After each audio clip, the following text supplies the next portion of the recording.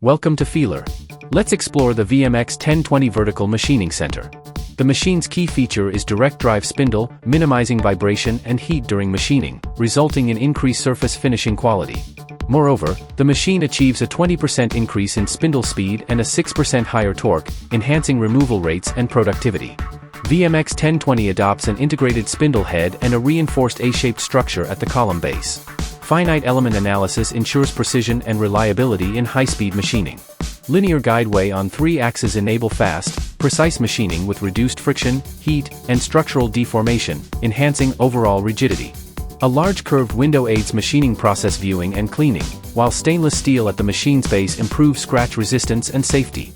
We enhanced the interior's inclination and added more coolant flushing devices on the side, significantly improving chip removal speed and quantity.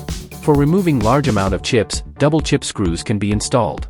The machine has a large side window for operators to observe machining and supports automation. In the mold industry, our third-generation VMX outperforms the second generation with higher spindle speed, improved efficiency surface finish, shorter cycle time, and boosted productivity.